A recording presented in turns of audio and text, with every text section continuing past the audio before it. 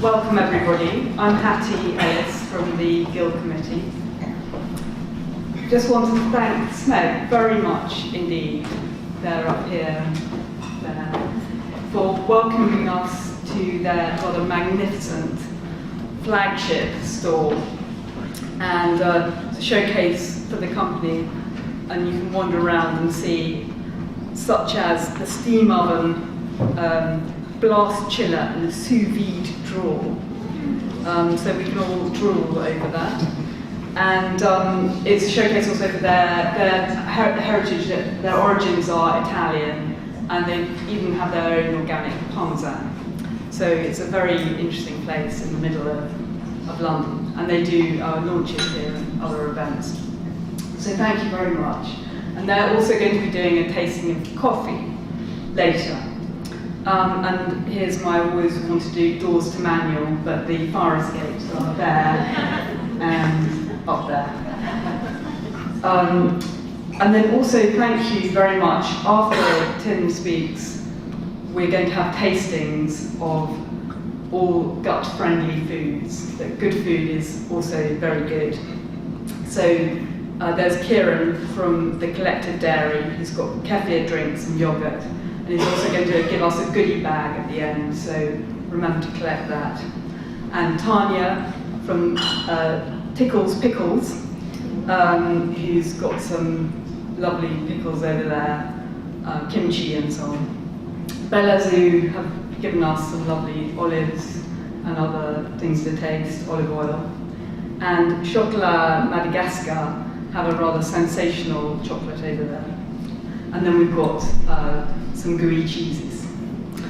But most importantly, thank you to Professor Tim Spector, who is from King's College London, leading scientist in microbiome research and author of The Diet Myth, which won our investigative campaigning work. And if you haven't got it, all I can say is it's one of my most scribbled over books of all time. It's brilliant. So we're really delighted that he's here and he's going to lead us through what's helpful and what's hypeful about food and diet, and especially at this time when food and health is such a fashionable, ultra-fashionable subject. It'll be incredibly interesting to have somebody talking who knows the science properly.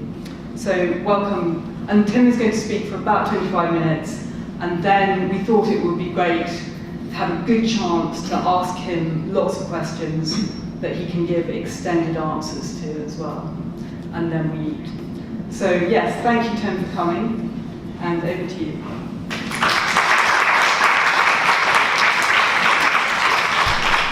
Thanks very much, Hattie, and thanks for all coming out tonight.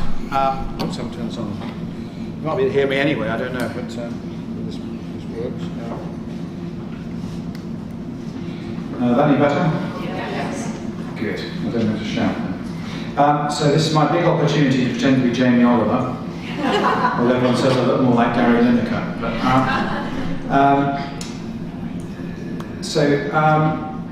I never expected to be here in front of a kitchen sink addressing an audience, but there's a first for everything. And really, I never really anticipated any of this up to about 7 years ago, when I found myself at the top of a mountain in the Italian Alps, and everything went a bit blurry, and I'd been walking up all day. It's 3,000 meters.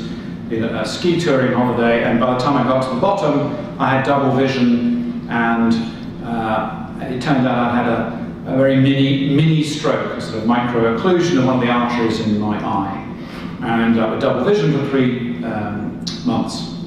And during that time, and I also developed high blood pressure, and suddenly went from thinking I was Mr. Healthy to suddenly popping pills and having tests and seeing doctors and being on the other side of the consultation couch, and it was a bit of a wake-up call, and I decided to learn a bit about how to get myself better. Realised that actually when you go on the internet, it's pretty hard to work out what to eat, and basically I had to start from scratch. And I said, this is a good idea, and I will find out for myself and write a book about it. And that really was my motivation for it. It was completely selfish. There was no, I was just trying to find out about myself, and only then, when you go to the medical literature and the science, and you see all these dogmas that are out there, you suddenly realise how little is really evidence-based, and how much had become a bit more like a religion. So, as we're losing traditional religion, we're picking up food religion, and everybody is identifying with certain groups. And like other religions, you don't just swap your religions that easily. Even when faced with certain facts, you stick to them, and they're the groups. And that's where we sort of are in society today. Everybody, are you in the gluten camp? Are you in the lactose camp? Are you in the low carb camp? Are you in the high fat carb camp? Are you in the paleo camp? Are you in the super vegan camp? Are you in the carnivore camp? Everybody's got somewhere to be, and on social media you just join up and join forces, and basically you stay in your little cocoon being fed the same information. And in a way that even before those recent schisms from the Church of England, if you like, had started to happen, because there was this initial split in the 60s about fat being evil, and that religion is slowly losing its power as other ones are taking over. As we realise the initial dogma of the Holy Trinity of, eat fat, get fat in your blood, and fat blocks your heart and you die, that Holy Trinity is starting to fall apart. So there were the reasons I went into this, and as I did it, I was also coming from I just got an interest in this whole new science of the microbiome, which is what we call the community of microbes that live inside our guts, and there are 100 trillion of them, about the same number as there are cells in our body, and we've evolved with them. We share 40% of our genes with them, and these guys have 200 times more genes than we do, and they are essentially chemical factories. They are pumping out thousands of chemicals that we don't have in our own bodies, and they provide about 40% of the vitamins and essential blood chemicals going around our body. So we've evolved this system so that only recently we've really discovered the importance of these microbes, which we've been trying desperately to eliminate, get rid of with antibiotics and fungicides and sprays and sterilising, having nice clean kitchens, getting rid of, and in fact they are crucial to helping us, because with their extra genes they provide, they're pumping out these chemicals that are absolutely crucial for the way we function properly. Those chemicals help our immune systems. They keep us from getting allergies, not very successfully for most of us, because that's a new epidemic. They keep our metabolism stable and stop us getting fat. Again, not very successfully recently, but they're also key to how we break down our food and how we respond to our foods.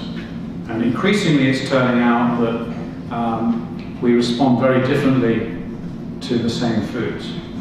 So the microbiome needs to be thought of now as an organ, as a virtual organ, something that, although it's a rather disparate thing, you think of it, okay, somewhere down there in the bowels, in the darkness, there are these trillions of things doing lots of little jobs. They're working in big communities. They're working together. They're working like in the same way your liver does. Okay? Each has got a different role. They're producing chemicals. They're changing one product to another. And so, understanding the microbiome and understanding it as an organ of your body really changes the whole way we think about health, science, and particularly that interests you, how we think about food. Because what it means is that your microbiome, not just your genes, are one of the key things that determine how you respond to foods. And if you take this to the next level, the fact that all of you will share about 25 to 30% of your microbes with each other, and yet you'll share 99.5% of your genes and your DNA. Okay, so the human race is very similar genetically. You're all on average fifth cousins, so we're one big family. We're all related at some level because of these bottlenecks. So that's why we've got such similar genes. And if you do the same sort of maths on understanding your gut microbes, you're really very dissimilar. As I said, 25 to 30%, having got everybody will have their own unique microbes, probably several of them. If you did a standard test, that's what we find.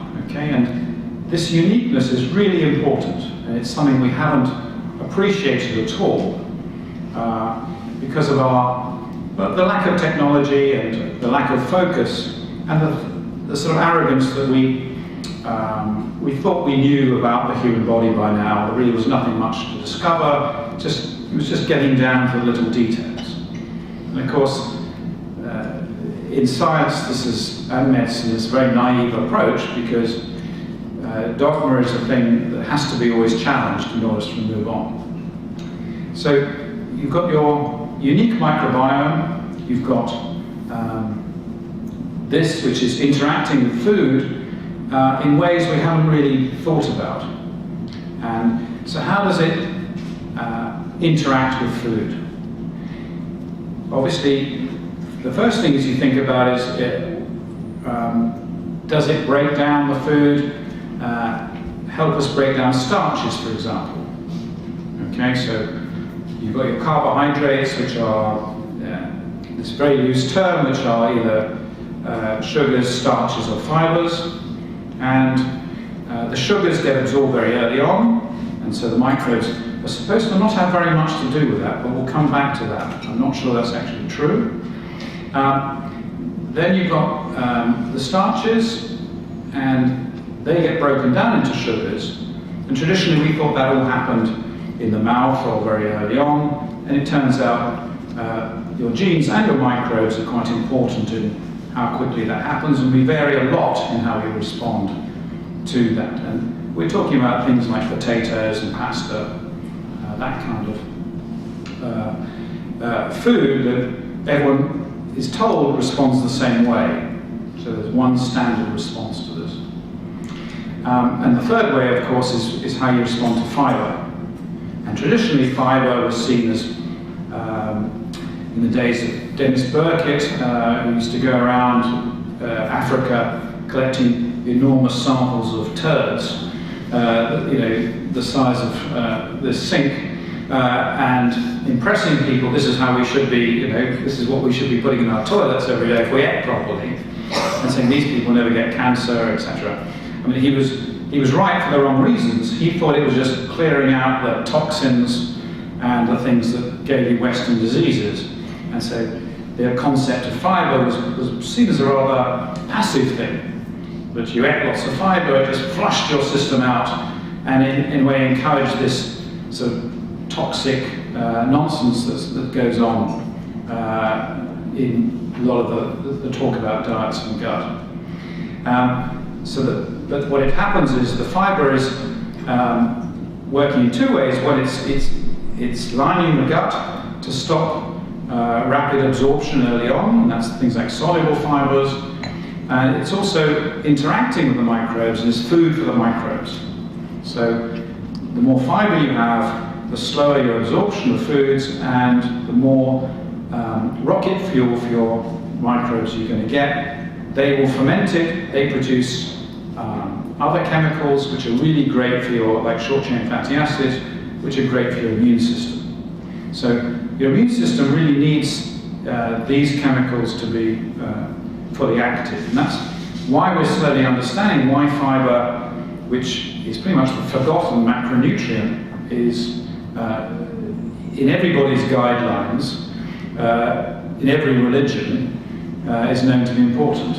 Okay, but there's no big manufacturers behind fibre, and that's why no one really sort of waves the flag for it. And the other key thing in food that has gone unnoticed is something called polyphenols. And I'm sure a lot of you know a lot about this, but the polyphenol used to be really called antioxidants. So people say, oh, there's lots of antioxidants in that food, that must be good for you. And they say, oh yeah, what's an antioxidant, doctor? Oh, it's something that mops up evil things. Or free radicals, they sound nasty. And no doctor really knows what antioxidants are. It was just this vague concept of a sort of sponge-like thing that went around your body, you know, like a Pac-Man sort of eating all these things up before they got anywhere. That story is again going out with the arc really. And we know that antioxidants are polyphenols, and polyphenols are in all kinds of healthy foods. And they're essentially, we can't use polyphenols, but your microbes can. Okay, so they're direct, we're feeding our microbes with polyphenols, and in return, they produce other chemicals that keep us healthy. So they then produce other chemicals that will keep our blood vessels clear and our arteries moving without clogging up. They'll help our immune system, they probably help our brain, and all kinds of things we're finding out about these thousands of different chemicals that you can't pin down. And suddenly, all the foods that we've found that are actually good for us in other surveys contain these key polyphenols. Things that we couldn't really explain why they did. So coffee is a good example. So a lot of, if you look at the last 30 years, there's been, if you read the Daily Mail regularly, you see coffee's good one week, it's bad the next week, good one week, blah, blah, blah. But actually, everyone thought, well, it must be bad for you, because cardiologists say, oh, you know, when I take coffee, it makes your heart go faster. Must be bad for you. And there was always one person who dropped dead because they had too much coffee. But it turns out when you add all the studies together, coffee is protective for your heart. Okay? Up to 8 cups a day. And so, well, it's quite hard to explain that, given that it gives you this big buzz and it's got, you know, all this caffeine in it. It's got to be bad for you, isn't it? But it's probably because it's got all these polyphenols in it. And again, coffee is a fermented product as well, so the microbes are involved in breaking into these smaller substances before it gets roasted and ground. And it's these extra chemicals that you produce that produces something that suddenly only now we're starting to explain, because people didn't like to believe that result. They just said, oh, it must be wrong. Obviously coffee's bad for you, you know, it makes your heart go faster. But you know, there's obviously a balance, and so at the same time you're getting these high polyphenol foods. So coffee's better for you than tea because it has more polyphenols in it. And green tea is better than black tea because it has more polyphenols in it. And this is supported by these large studies which have now got over the gap of you should never listen to a single diet study. You only really should pay attention to meta-analyses when they put them together. So that's a very good lesson. Because everyone wants to respond to a single study, but you've got to put it in context, and they never are. Because if you look, there's always been other studies done. So coffee was the one. Then you've got my favourite, red wine, which has 3 times more polyphenols than white wine, so I've got to drink 3 times more glasses of this to get the same result. But things like cider are looking pretty good on the polyphenol. If you know, per portion, cider, if it's artisan cider, not the mass market, supermarket stuff, is really good. So anything cloudy generally has got lots of polyphenols in it. Then you've got obviously all the berries. And one reason that berries are good for you is not only they've got lots of fibre, but they're also packed with polyphenols. It doesn't seem to matter which berry you have, you don't have to get the most expensive ones. cheapy ones will do. Blackberry's particularly good at this time of year. Doesn't have to be flown in from Peru. Then you've got olive oil. Explain the Mediterranean paradox and why should people drinking lots of olive oil, which contains 12% saturated fat, as well as the other types of fat. It's because it's got all these polyphenols in it, which only if it does obviously extra virgin, the good stuff, not the cheap refined stuff that most British people don't know the difference about. So the other one was chocolate, and we've got some nice examples of chocolate there. The higher the cocoa content, particularly if it's not over-industrial, is going to contain lots of polyphenols. And again, the studies that have been done all point to chocolate eating actually being good for you if you've got over 70% cocoa. The Cadbury's only has 23%, so it isn't really a health food. And Hershey's only has 12%, and it's definitely not a health food. Sorry? Is that your favourite? We need to eat 5 times more. Yes, but I'm not sure it's going to make you slim. Whereas there are some studies showing if you eat lots of a high percentage chocolate, you will reduce weight compared to people who don't. I think it needs to be put to the test, but you'll know you can't eat a lot of 100% chocolate. It's impossible, whereas the sugary one you can. So eventually what we're coming around to, by using this, the microbiome, this organ, to understand things and our interaction with food, we're starting to think about what it is about food that might be the healthy bit in it, and drawing some better conclusions than this crazy notion that we can divide all food into 3 groups, and whether it's fat, carbs, and protein, and make guideline decisions on it. And once you understand that, and you look at these guidelines that every country has, and we have our own, you realise that 50% of what they say is complete rubbish. 50% is accurate, and generally the accurate bits, the bits that in all countries are saying, yes, eat more fruit and vegetables, don't eat too much, etc. Then they start going to areas where there is no evidence and talking about cut out saturated fats, cut out dairy, have low fat spreads instead. We've been misled about margarine, for many years, and all the evidence is that that advice probably killed millions of people with trans fats in the past. So the idea that you swap something that is pretty simple and natural for something that's made in a factory, because the theory will tell you that's better, is I think something we need to seriously question. But the people who make those decisions are still in positions of power and don't like to totally admit their mistakes. So I don't want to say all the guidelines are wrong, but there are certainly lots of things in the Eat Well plate that I know are proven to be wrong. And when you speak to Public Health England, they say, oh well, we have to work by consensus, you can't just change things just because there's some new study. And I said, well, why not? Why should you continue to tell people falsehoods? And they said, well, it's just not the way we work. Okay, well, that's great. They've got things in there about skipping breakfast. So they say there's good evidence that skipping breakfast makes you fat. Okay, so never skip meals, it's the most important meal of the day. And there are now 6 randomized controlled trials showing that if you skip breakfast and you have the same amount of energy and calories during the day, you will actually lose weight compared to people who have more meals. So the old idea that grazing rather than gorging was the way to go is now falling apart.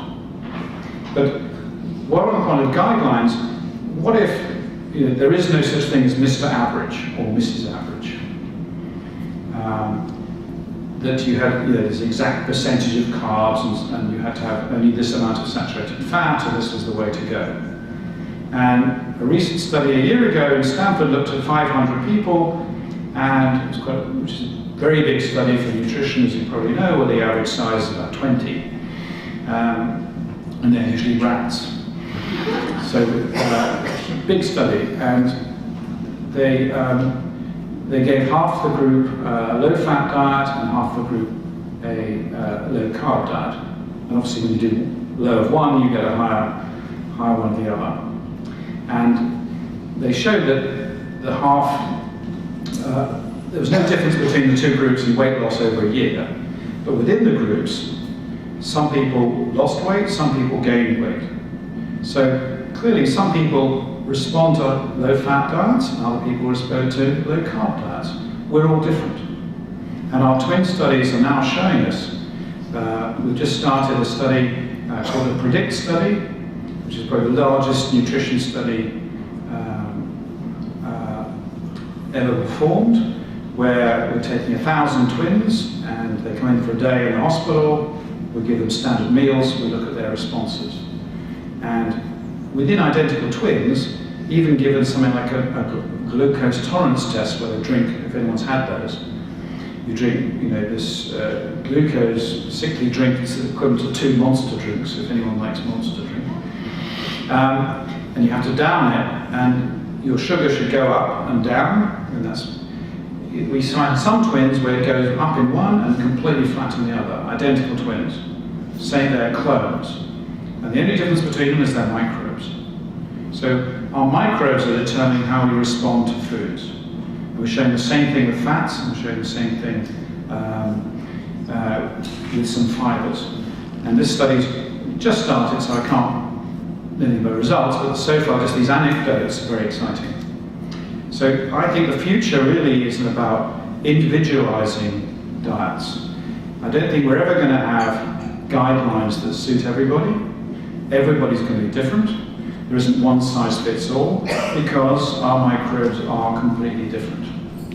I think that's the key here that we need to understand. We need to move forward, realizing that of all the things, and the reason that diets have failed is because they're not tailored for you, they're tailored for the average person.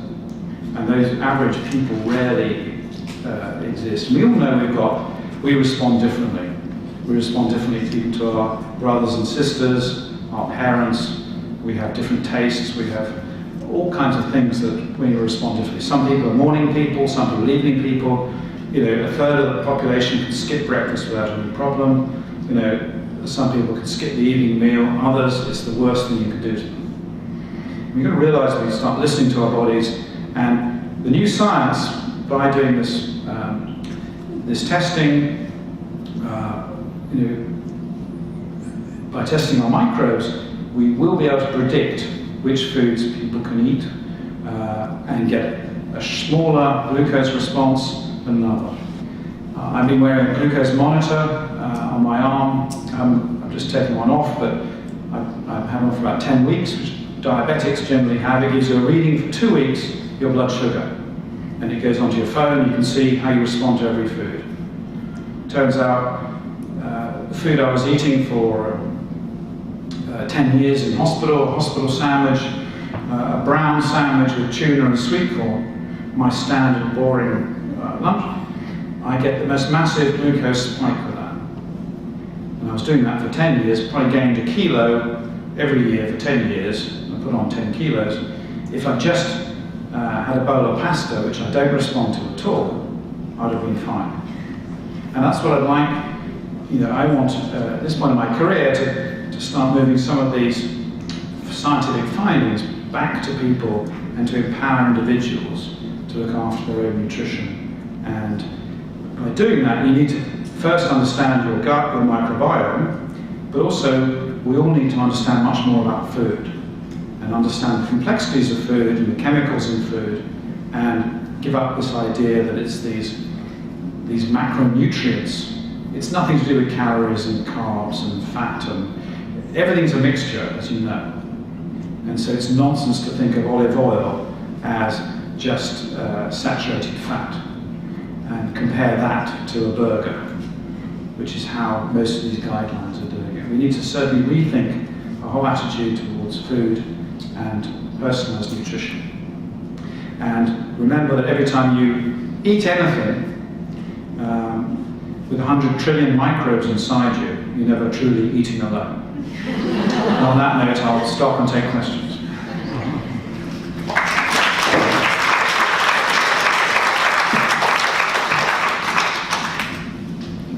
If you wanted to investigate personal nutrition and we wanted to do something like you're monitoring with a pouch, how would we do it as lay people, not connected to a study?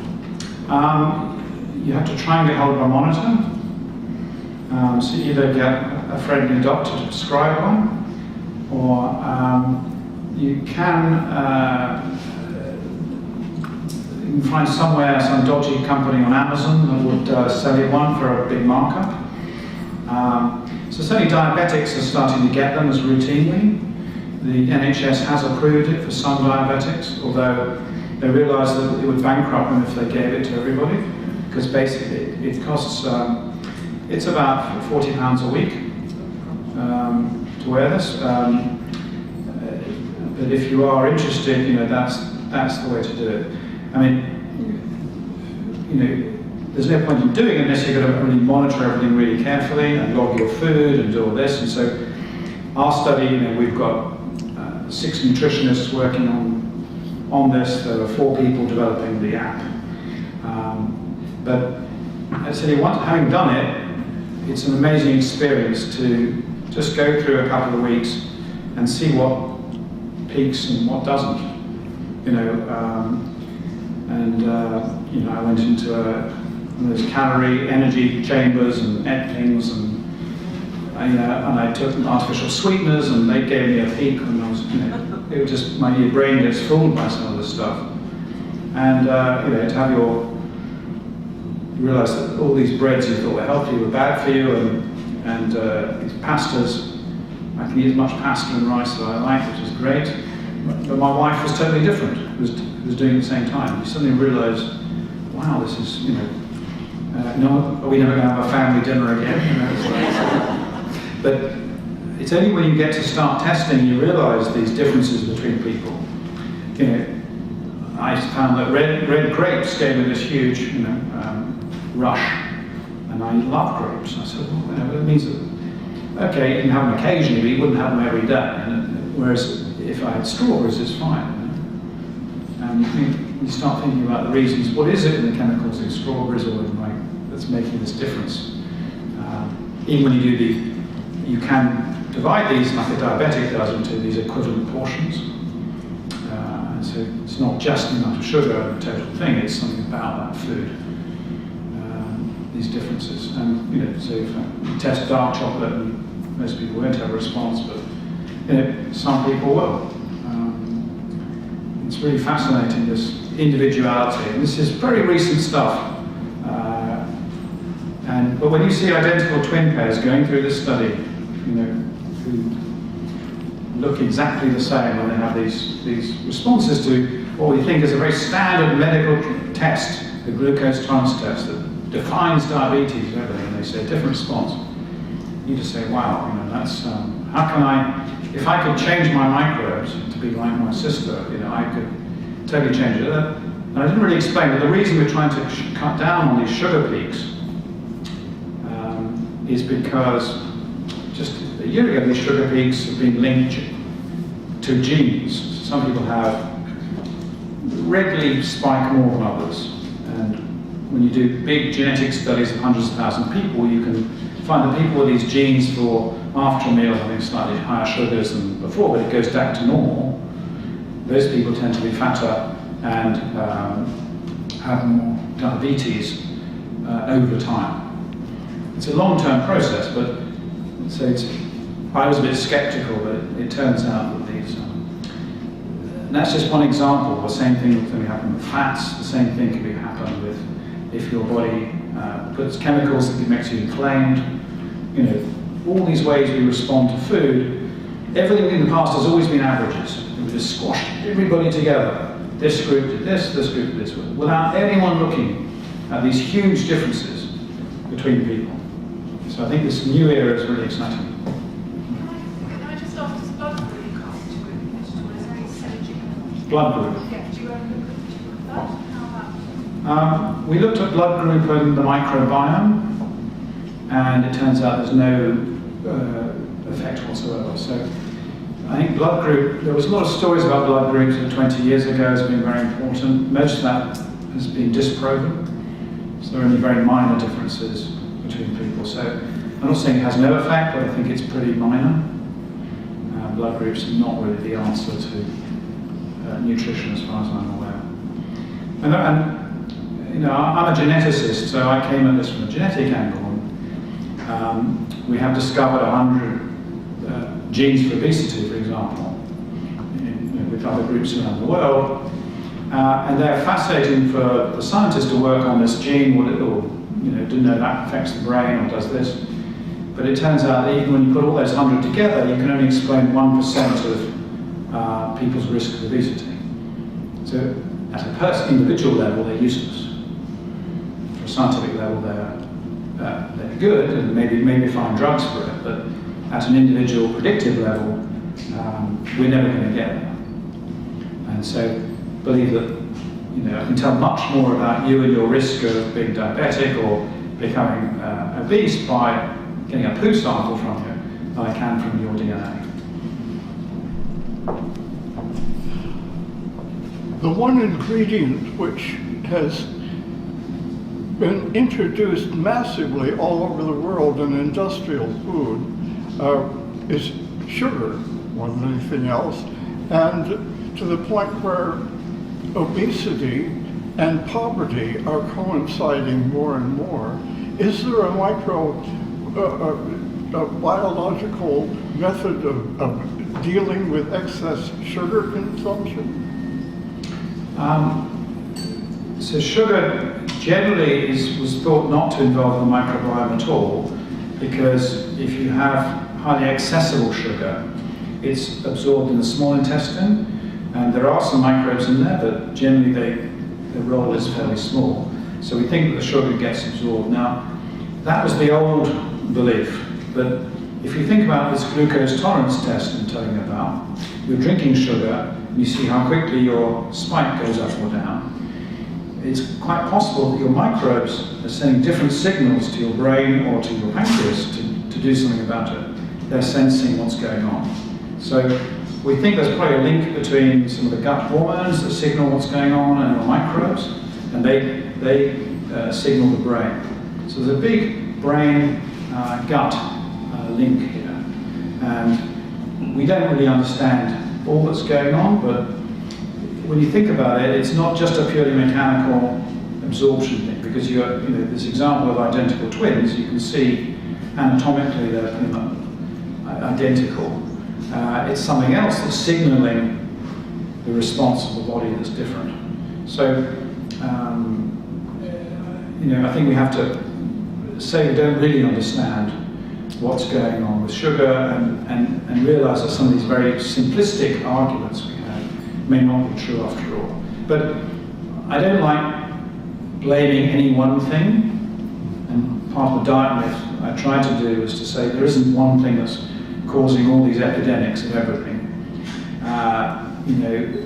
It isn't just sugar, it isn't just fat, it isn't just this, it's also what you're lacking. People have concentrated on the evil thing, like it's some infectious agent, or this is the toxin, sugar's the toxin. Actually, it's like anything. Meat is not death. It's perhaps if you just didn't have as much meat on the plate, you'd have more room for other things. It's the other things that might be more important. And increasingly with the microbiome, a healthy microbiome, just so we discuss it, is when you look at someone who has really hardly any diseases compared to someone who has got 30 or 40, in every single case, they have a more diverse microbiome. So they have more different species. It's like a perfect English country garden with everything flowering, and you've got some Arizona backyard. with a few shrubs, and it can be easily taken over. It's very hard to shift that when you've got this really good community of plants. And the analogy is a bit like that. And to get that diversity of microbes, which produce a diversity of chemicals, you need to feed it a diversity of foods. And in general, it's a diversity of plants. So it doesn't matter what exactly they are. It doesn't matter if you may be having, I don't think it matters if you're having sugar as well, but if you're getting that diversity of plants, that seems to be the key factor. I run something called the British Gut Project. I don't know if any of you have done that or taken part, which is a crowd-funded way of people buying their own microbiome tests. We have 3,000 Brits compared to 8,000 Americans, and we published this recently. The number one factor that determined how diverse and healthy your microbes were was the number of diverse plants you ate in a week. Okay, so the highest levels got up to 30 different diverse plants. And that can be a seed, it can be a herb, it can be a spice, it can be a different legume. It's not just 30 types of kale. It really is really thinking of the breadth of it, and it can be grains, it can be all kinds of things, because in the essence most of what we eat is plants anyway, but identifiable plants rather than ones that are all mixed together in a heated pressure cooker. And so that was the key thing. So the diversity of what you put into your mouth in plant form equals the diversity of your gut microbes more than anything else, and that trumped vegans, vegetarians, paleos, all the other religions, because obviously there are healthy and unhealthy people in those food groups. I know lots of unhealthy eating vegans, as I'm sure you do. Go for the vegan cupcakes and chocolate and Nigella's chocolate cake. So that doesn't matter. It's you can do whatever you like as long as you're getting that diversity. In a way, that's what I want to get across. I want to really get people thinking more about that positive message than something is evil and we have to cut out that food group, because any sugar itself is not evil. Obviously, if 90% of everything you eat is just sugar, then you're not really giving your gut a workout. But it's just a question of amount rather than anything else. Because sugar comes from plants, and plants are good. So perhaps chewing on a bit of sugar beet isn't bad. And there's lots of sugar in vegetables, so we shouldn't demonise and fruits. We think fruits are good. They contain lots of fructose. Fructose is seen as evil.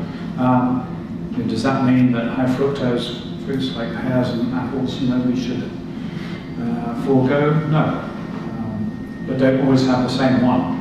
Don't always have the same lunch like I did. Don't make my mistakes. There's kind of what feel like two contrary angles to what you're saying. On the one hand, you're saying a really lovely, accessible, attractive, simple message. Eat diverse foods, lots of chocolate, lots of smelly cheese, lots of red wine, yes please. And then the other thing you're saying is actually, to really know what's going on, you have to have a whole load of lab tests done. And in terms of, it's sort of upsetting to have to think that we all have to go through a load of lab tests to work out how you should eat. Yeah. Absolutely. I'm still thinking this through on this message, because since I wrote the diet myth, the evidence for this personalised, individualised responses has got very much stronger. And we haven't done the studies ourselves on the twins that I look after. So I think what we're saying is the advice, the diversity advice is generic advice, right? And I should mention fermented foods is the other bit we've forgotten to talk about. Regular fermented foods, natural probiotics rather than capsules, all the evidence points that is a good thing. Probably doesn't matter exactly what the fermented food is, but they're all different concentrations, if you like. So, and you have to have it regularly. You can't just have a gallon of kefir once a month. That's not going to last very long. It's a small shot every day or two is what you need, because it doesn't work by in your gut. You have to, it's a chemical reaction that's causing it. But coming back to your point, you've got this generic advice: eat more diverse plants, more fermented foods, more polyphenols. Make your choices a bit based on those things that can be good for your gut. I think that is still true, but what I'm saying is, if you want to go to the next level, there is this other highly personal, because everyone is very different in their gut microbes, you are going to need something, particularly in response to the other non-plant bits of your food, the carbohydrates and the fats and the proteins, to work out, are you the person that can, I can't tell you how many times a week you should eat meat. I can say, yes, whenever you have meat, smother it with lots of different plants, but you could be someone who could quite happily have meat every day of the week, or you could use nasty chemicals if you have 5 days a week, and I could, by studying you, I could give you that advice. And similarly, we hope to be able to do that for response to fatty foods, which could be either good or bad for you, and response to, can you eat lots of pasta every day, or should you, rather than have pasta, have rice, and should your breakfast be toast, or should it be porridge?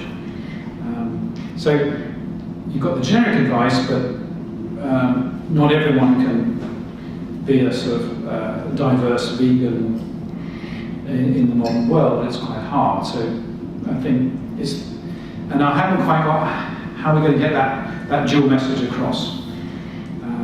Diversity plus individuality. Perhaps there are two levels. You start the first one, and if you're cured, we don't need anything else. You're fine. On the question of diversity, I was thinking of peoples with, I suppose, essentially restricted diets, from Sahara desert dwellers to Eskimos. I mean, do they manage plant diversity? But they seem to be quite healthy, or maybe that's a mistaken perception. No, I mean, there are these exceptions to the rule, always. And we've got, Eskimos are a great example. They live off very high-fat diets, and it could be that their microbes have adapted to their environment. This hasn't been properly studied, but what's clear is there isn't one pattern that fits all. The search for the sort of holy grail, the blue zones, and we're saying, why is it, if sugar's so bad for you, why is it that pasta-eating Italians and rice-eating Japanese are the sort of highest in the group? We said, that messes up the theory a bit. And Eskimos who live off fat, don't live as long. I mean, there are countless groups that don't fit in with this, which suggests that the microbiome is very much more individual than we've thought, and we might adapt. And it could be that we don't know how quickly our microbes adapt to our new environment and whether we can do that. But it's also possible that we've been messed up because we've been hit with antibiotics, which, looking at our evolution, was perhaps one of the most major things to hit our guts. So that's why, compared to hunter-gatherers, we've got 40% less microbes than they have. So that could explain some of it as well. But there are lots of questions like that. But I think we've just been trying to, every book I read on nutrition and diet just tries to squeeze everything into one box and just cherry pick the evidence that suggests that's the way it is. And this is why you should never eat rice, or this is the way you should never eat meat, or whatever it is. And there's always exceptions to that, but we need some other way to understand.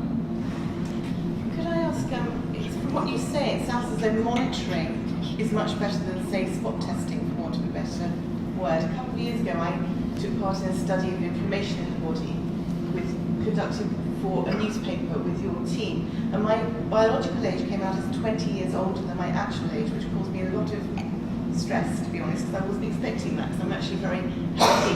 And you said to me at the time, well, you know, it's to do with visceral fat and... You're still alive, so that's good. I know, and lose weight. And yes, I realise all of those things, and that's good advice. But recently I was called for an NHS health check, and my cholesterol, my blood sugar, my blood pressure, and everything was perfect. So my risk of heart attack and stroke was given as 4%, which is very low, which of course I was then delighted about that. But it occurs to me that both those tests could have been skewed because it's a one-off thing, whereas as you say, monitoring over 10 weeks is going to give a much better picture.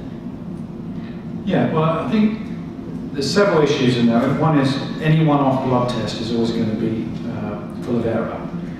You know, we used to measure cholesterol and just instantly put people on tablets because of whatever had gone on. And increasingly we're realizing that we've measured everything in blood before you eat. So you always have to come to the hospital fasting, all this sort of stuff. And all that's done is moved everyone's average together, squashed us into a little group because they're easier to control that as a group.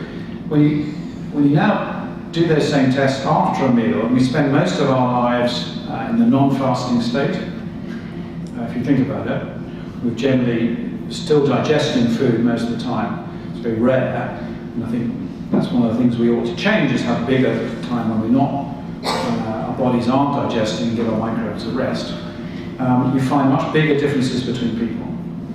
So a lot of the predictive value of these tests are probably better after you've had a meal or a drink or an exercise, or you've stressed your system to see what's really happening. So I think we're missing, you know, at least half of what's going on by this, our traditional view of medicine of doing a fasting single blood test. And it should really be this idea that, and this is why we're doing these tests after meals, and that's why there's these monitoring devices, which, you know, let's face it, you know, it's incredible. I couldn't, 5 years ago, if you said to me, I'll get this thing you stick on your arm, painless, and I can see on my phone every 5 minutes what my blood sugar is doing, I wouldn't have believed you. Or it would have cost, you know, £5 million. So you get that for 50 quid, and you think, well, that's amazing. You know, next year it'll be stuck on your watch, and soon we're going to have that for your fat response and your inflammation response. You know, it's just a matter of time. So we are going to be into this monitoring, self-monitoring era. It won't be going to the hospital like before, queuing up for 4 hours, you know, waiting for someone to be given, you know, to be told, well, don't believe everything you hear on the internet. So we're really in a real change here with the wearable devices and people logging and monitoring. But the danger is it could dichotomize into, you know, half the population doing that and being even healthier, and the other half it's too much for them and they just give up. But that's progress. You're a professor at Guy's, but there seems to be this great potential for quackery in all this.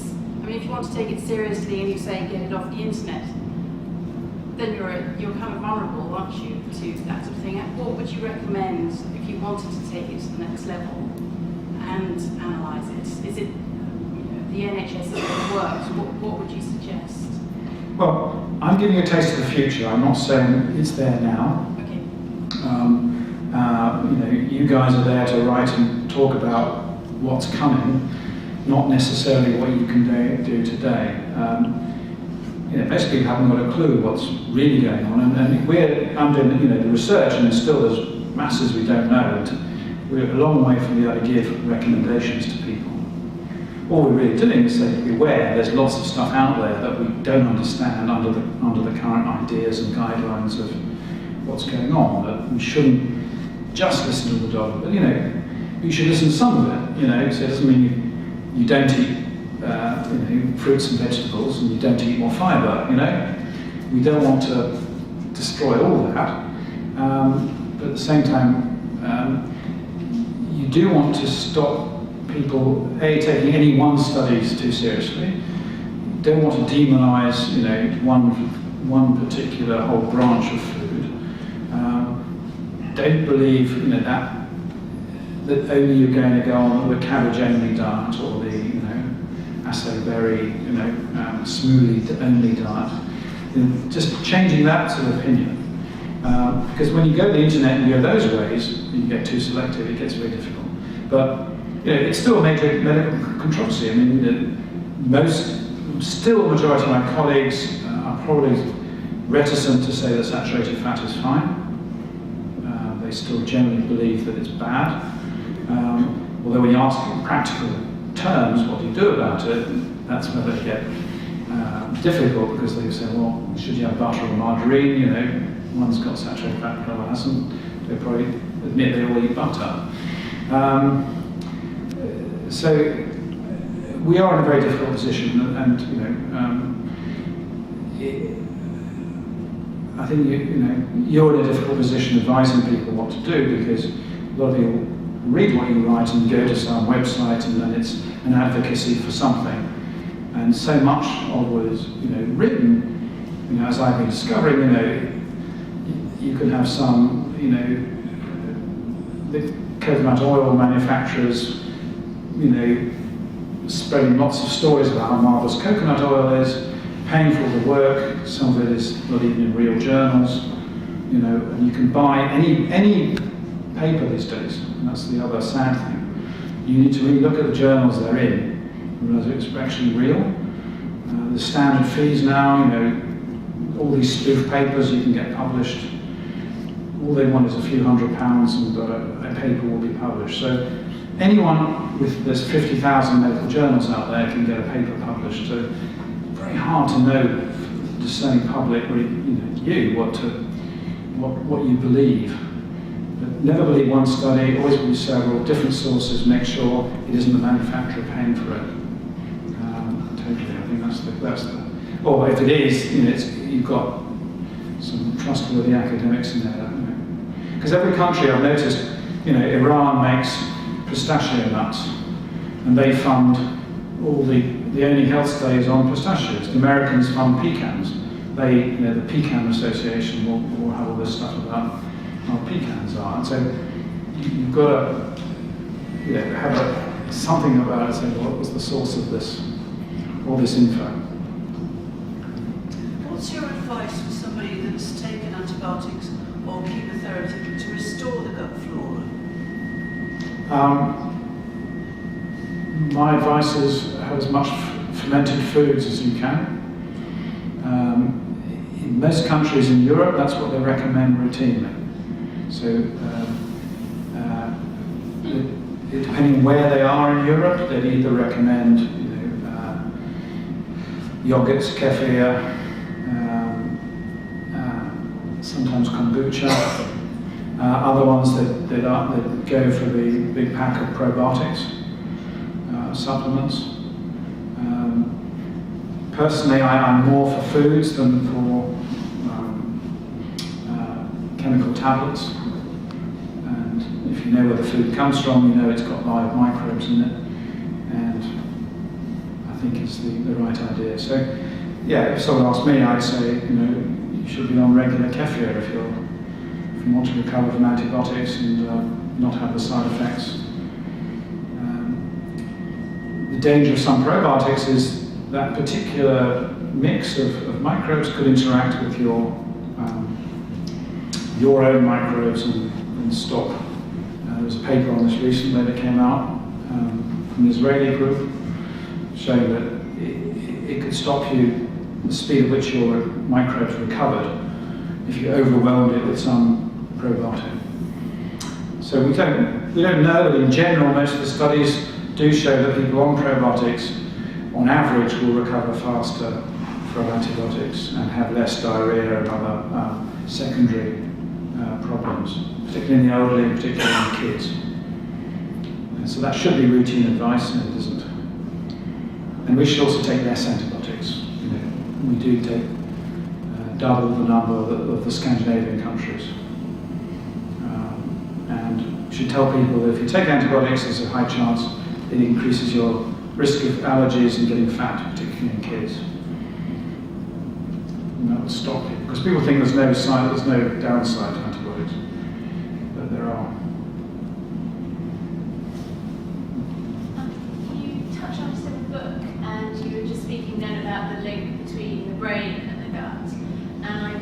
wondered what you thought about the link, about the implications therefore for mental health on what we eat and therefore our gut and therefore our brain. So, and you mentioned it in the book, I just wondered if there had been further developments on that. Yeah, in the last 3 years there's been quite a few studies on depression, anxiety, microbes and probiotics, and all the studies are pointing towards there being a benefit of particularly probiotic use in people with either depression or depression mixed with anxiety, not totally anxiety on its own. And the effect of these probiotics is the same as traditional antidepressants. So it doesn't sort of cure everybody, but about 30% marked improvement. So, and they've done all kinds of animal. I talked a bit about those studies, but they've done more transplant studies in mice, showing that you can cause depression or anxiety in other mice. You can transplant these microbes, sort of stressed microbes, to other mice. So there's no doubt there's a link. At the moment, we don't know what the sort of best probiotics are. You have to look at the trials and say, well, based on that trial. But for anyone with depression, in our twin data set, there's certainly less microbial diversity in depressed people. And you would have thought, well, that's just because they're not interested in food, but it could be causal as well based on these mice studies. So I think really, given that antidepressants aren't very good, it should be the first line of is to start eating good gut health, increase your fibre, polyphenols, all the other plants, and then regular fermented foods. Get them onto kefirs and kombuchas, and give it a 3-month trial. I'd certainly do that before going on an antidepressant. But it needs to be supervised, and people so who's going to do that? And at the moment, the GP will sort of see them every 2 weeks on antidepressant, but they might not be so keen to just prescribe the kombucha. Does live yogurt sold in supermarkets in the UK have a lot of the macrobiotics stripped out of it? Because when I go to India and I have homemade yogurt, freshly made every night, I feel transformed and I can do so much more. But when I have the same quantity in the UK, it feels like a chore, and I don't get any of the rewards. So is that because it's an industrial process? There's a difference. Okay, well, the first thing is separate supermarket yogurts that are natural or with added sugar, added sweeteners and fruits. So assuming all of you realise they're bad and that they don't really, even if they did have microbes, they'd be swamped by the sugar, which are bactericidal anyway, so they wouldn't be growing very well. So you've got if you can find it, your natural full-fat yogurt. And I think it's hard to get empirical evidence about this. There aren't really studies that have actually cultured them, because you can test them, and we've tested them genetically, and they do contain the microbes you'd expect them to have. What we don't know is when you test them genetically whether they're dead or alive, and how quickly they're multiplying or how healthy they are. So the only others, and there are studies like kefirs, where kefir is a bit like super yogurt, because whereas in a yogurt you might have between 3 and 5 species, in kefirs you go up to about 20 or 30. They have done a few culture studies showing that the homemade ones, artisanal ones, will have much more than the supermarket ones, and that's because the supermarket, they have to have some consistency. So you understand that they're kind of every batch different, so they've got to stop that fermentation perhaps earlier than you would have done, and do little tricks to stop it just going out of control, so that by the time someone opens it, the stink kills them. So I think homemade will always trump store-bought ones, and obviously the smaller an artisan, the producer, the more likely you are to get closer to that. It's a fact of life. If you're going to get shipped from another part of the country to you, they've got to constrain a bit all the microbes inside it. But there isn't really enough good research on that. Having made my own yogurts and kefirs, you definitely see the difference. So that is really the only reliable way to make sure you're getting them, or you've got a good supplier that you know what they're getting, and you know it tastes different every time. I mean, that's the other thing. If it's always the same, which, often we're starting a kefir culture, for example, in this country, and it's not a bad thing to get people into it. You accept that those levels of microbes are a bit lower, but people get used to that kind of food, and then they'll start being more adventurous and going for the more sour, going for the more fizzy, going for these other ones that taste very different. That's my slightly pragmatic view. We can't be too fussy at the moment, because it's only this year that the supermarkets have actually stocked kefir, whereas half of Europe has had it for 200 years. It's a bit behind. Do you think the rise in food allergies is related to overuse of antibiotics? Is that too simple? I think it's one of the factors. As I wrote in the book, 1969 was the first sort of case recorded of food allergy. Man goes on the moon, and since the 50s is when antibiotics started to sort of come in. So I think it coincides really with how our microbes have diminished in diversity, and that partly that's antibiotics, partly that's also us living more sterile lives, kids not being exposed to dirt, everything being, surfaces cleaned, being inside rather than outside, not being close to animals, and also the foods we're eating being more highly processed and less soil on it, and more preservatives and more chemicals that would kill off a lot of the microbes. So I think it's a combination of those real three things together that is the most likely reason that allergies have changed, because our genes haven't changed, although there's genetic predisposition to allergy, very strong. So those susceptible people just didn't get it before, so the threshold was dropped, and this is probably because of this. The way our microbes are interacting with our immune system. In the past, all kids, would have an immune reaction early on. They'll also be experiencing lots of different foods, and perhaps, we've got too fussy in what we give kids in the first 3 years. It's a very controversial area, like peanut allergy, for example. Israelis and the Thai and Vietnamese don't have peanut allergy because they give their kids peanuts. We're told peanuts are dangerous because I think one kid every 3 years dies of swallowing a peanut, as opposed to millions who get allergies.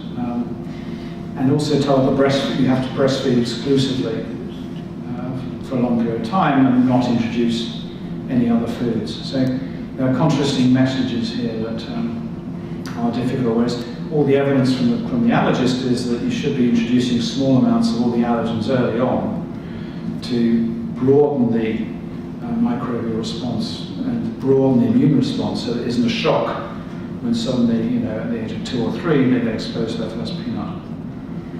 And you get this enormous rate of problems. I mean, I'm sure it isn't as simple as that, but that's where I think we are. As always, it's a combination of events, but there's no doubt that it is an epidemic of food allergy that didn't exist before. And also it's going through phases, the allergy phase. When I was a junior doctor, everyone was, for the first time, getting asthma. Kids got asthma, they didn't get a food allergy. There was no one in my school with food allergy. 800 kids, no one. Quite a few getting asthma, and people didn't know how to deal with it. It was a sort of new disease then. So you go through these phases. Definitely, everyone's now getting food allergic. I wonder where it's going to end. I think we have just maybe one more question or two if there's something urgent, and then because then we just got half an hour, perhaps until we stay. I can chat over this delicious produce we have here, yes. I did actually send off a sample for the gut project, and I got my results back, and I had no idea what to do with them. So I had very complicated results back, and I thought, how do I then translate that into action and knowledge about myself? Well, I'm like you. I got my results back, and it told me I was, quite healthy.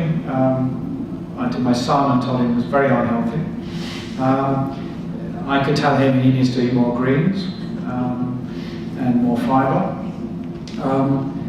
I think at the moment that's the limitation, because we've only got a few, like diversity. We can look and see how you compare to the average American, and I don't know where you featured on that, but in a way it's more using your results to produce the result that I just told you about the eating 30 different plants, and by diversity and the fact that the British gut is healthier than the American gut, and that as we get on we can get more interpretable results as groups.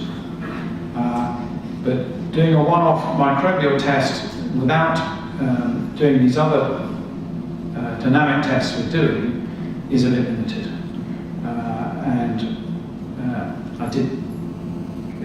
We tried to start up a spin-off company to do this called Map My Gut, some of you might have heard of. But at the moment, the science isn't quite there to give enough information to people to say, yes, you should eat peanuts, yes, you need more kale, yes, you should have more button mushrooms. It's not there yet, and that's why I think the combination of getting a microbiome test, when we know that this pattern of microbes is someone that's going to, tolerate bread very well or pasta. I think we'll know that in a year. We don't know it at the moment, so but a bit of patience. On that note, maybe we should eat some diverse foods and spread hedgehogs, and if it's delicious, can't be us much. So just eat a lot of delicious things. Thank you, great question.